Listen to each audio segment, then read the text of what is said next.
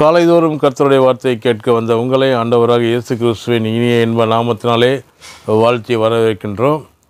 நேற்றைய தினத்திலே நாம் பார்த்த தலைப்பு கர்த்தரிடத்தில் நம்பிக்கையாயிருங்கள். அதை இந்த நாளிலே தொடர்ச்சியாக நாங்கள் பார்க்க போகின்றோம். மத்தேயு 10ஆம் அதிகாரம் 32வது வசனம். இயேசு சொன்னார், மனுஷர் முன்பாக என்னை அறிக்கை பண்ணுகிறவன் எவனோ அவனை நானும் பரலோகத்தில் இருக்கிற என் பிதாவின் முன்பாக அறிக்கை பண்ணுவேன் என்றார். அப்போஸ்தலனாகிய பவுல் ஒரு முறை கப்பல் சேதத்தில் சிக்கிக் கொண்டார். அதை குறித்து அப்போஸ்தலர் 27ஆம் அதிகாரத்தில் நாம் வாசிக்கின்றோம். அவர்களோடு கூட 276 பேர் பிரயாணம் செய்தார்கள். 14 நாட்களாகிய சூரியனையே அவர்கள் காணவில்லை. அந்த அளவிற்கு கடுமையான புயலும் மழையும் காற்றும் அவர்களை தாக்கியது. தப்பி பிழைப்போம் என்ற நம்பிக்கை முழுவதும் அற்று போயிற்று. செத்து போவோம் என்று நினைத்தபடியால் ஒருவரும் சாப்பிடக்கூட மனதில்லாதவர்களாய் இருந்தார்கள்.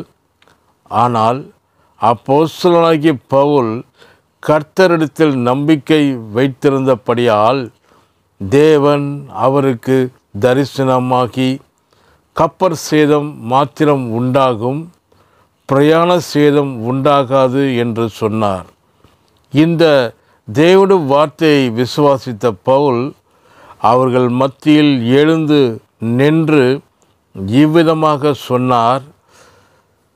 அப்போஸ்தலர் 27-25 சொன்னபடி, ஆனபடியினால் மனுஷரே திடமனதாயிருங்கள், எனக்கு சொல்லப்பட்ட பிரகாரமாகவே நடக்கும் என்று நான் தேவனிடத்தில் நம்பிக்கையாயிருக்கிறேன்.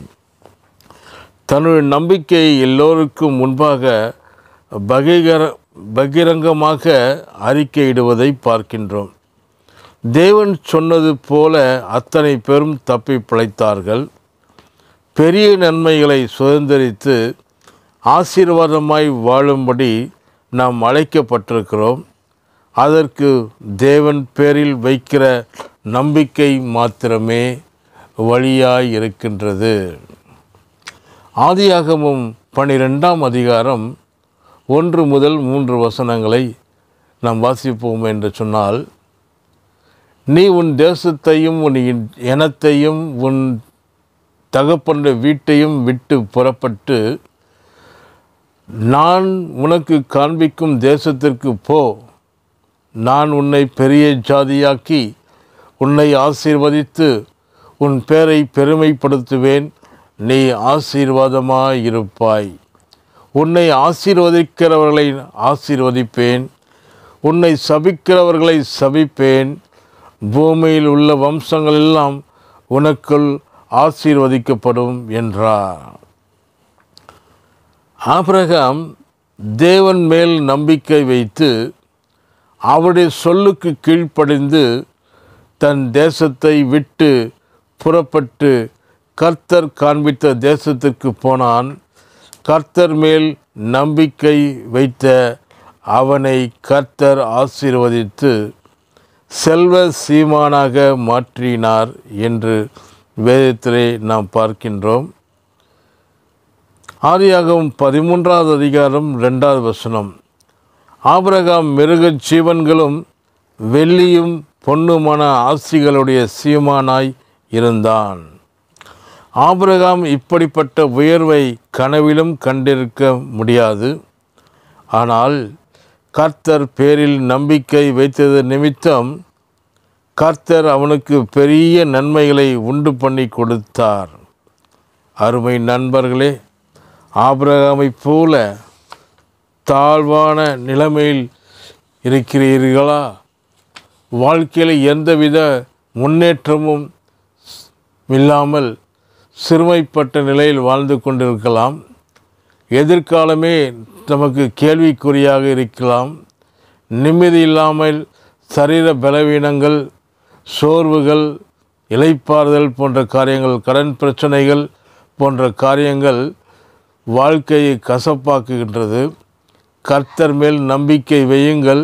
நீங்கள் நம்பின மனிதர்கள் உங்களை கைவிட்டிருக்கலாம். ஏன், உங்கள் பெற்றோர் கூட உங்களை தள்ளி வைத்திருக்கலாம். ஆனால் கர்த்தர் உங்களுக்கு ஆதரவு கொடுப்பார். சிறுமைப்பட்டோரின் நம்பிக்கை ஒருபொழுதும் கெட்டுப்போவதில்லை. என் தகப்பனும் என் தாயும் என்னை கைவிட்டாலும் கர்த்தர் என்னை சேர்த்து கொள்வார் என்று வேதம் கூறுகிறது. மனுஷர் மேல் வைக்கிற நம்பிக்கை கண்ணியை வருவிக்கும், அது சிக்கல்களை கொண்டு வரும். ஆனால் கர்த்தர் மேல் நம்பிக்கை வைக்கிற நம்பிக்கை விடுதலையை கொண்டு வரும்.